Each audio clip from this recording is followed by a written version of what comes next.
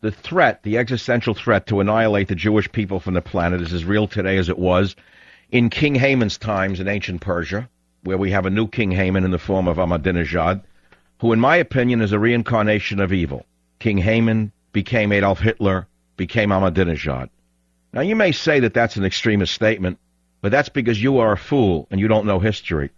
I have an astounding political article in my hand that came out today in the Atlantic magazine, where Fidel Castro tells a writer, send a message to Ahmadinejad of Iran, stop slandering the Jews.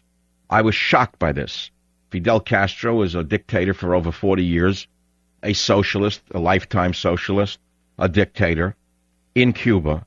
And yet in this interview, Fidel says to the writer at the Atlantic, stop slandering the Jews, tell Ahmadinejad that. He said over the course of the first 5-hour discussion, Fidel Castro returned to his excoriation of anti-Semitism. He criticized Ahmadinejad for denying the Holocaust and explained why the Iranian government would better serve the cause of peace by acknowledging the unique history of anti-Semitism and trying to understand why Israelis fear for their existence. Now, I want to pause right here. I'm talking about a lifetime communist, a dictator, Fidel Castro. Even he recognizes that Ahmadinejad, unless he is stopped, will drag the entire world into a world war. So he writes, he began this discussion, meaning Castro, by describing his own first encounters with anti-Semitism as a small boy. This is Fidel Castro now. He said, I remember when I was a boy, a long time ago, when I was 5 or 6 years old, and I lived in the countryside. And I remember Good Friday. What was the atmosphere a child breathed? He said, well, people said, God is dead. Be quiet. God died every year between Thursday and Saturday of Holy Week, and it made a profound impression on everyone. What happened? They would say the Jews killed God. They blamed the Jews for killing God. Do you realize this, said Castro? He went on. Well, I didn't know what a Jew was. I knew of a bird that was called a Jew, and so for me the Jews were those birds. These birds had big noses. I don't even know why they were called that. That's what I remember. This is how ignorant the entire population was. Castro said the Iranian government should understand the consequences of theological anti-Semitism. This went on for maybe 2,000 years, said Castro. I don't think anyone has been slandered more than the Jews. I would say much more than the Muslims. They have been slandered much more than the Muslims, because the Jews are blamed and slandered for everything.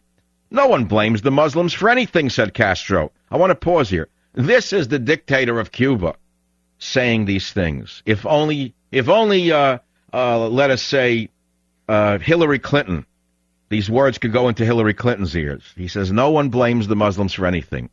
And then he goes on and says, the Iranian government should understand that the Jews were expelled from their land, persecuted and mistreated all over the world, as the ones who killed God. In my judgment, here's what happened to them. Reverse selection. What's reverse selection? Over 2,000 years, they were subjected to terrible persecution, and then to the pogroms. One might have assumed that they would have disappeared. I think their culture and religion kept them together as a nation. He continued, the Jews have lived an existence that is much harder than ours. There is nothing that compares to the Holocaust. I asked him if he would tell Ahmadinejad what he was telling me. He said, I am saying this so you can communicate it, he answered. I think this is one of the most astounding interviews I've ever read in my life, especially since it comes from a lifetime socialist dictator named Fidel Castro. And so I say to you, that is why it's very important you understand what he said. Listen to what he said. Reverse selection has kept the Jewish people alive. What is reverse selection? He said, I think their culture and religion kept them together as a nation. Now let's pause at that juncture. Culture and religion kept them together as a nation.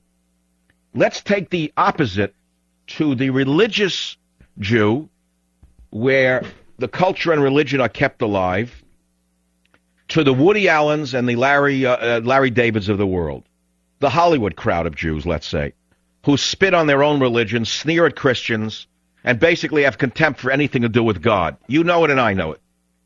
They don't even understand that they are the end line of their own dissatisfaction with existence.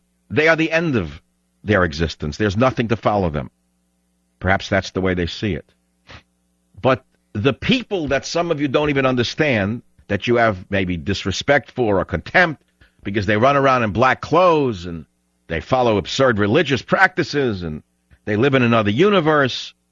They are actually the tattered remnant of the ancestry. Now, that doesn't mean you have to respect them. It doesn't mean all of them are pure. It doesn't mean all of them are saintly. We know that's not true, but that's not the point. We're talking subjectively, but objectively, it is those in the black robes, in the black coats, whether it be in Judaism or Christianity, who keep the religions alive. And so today I say it's very important to recognize what we are talking about when we talk about the Jewish people. It's not the lawyer that you meet. It's not the Hollywood filmmaker that you may hate. It is not that.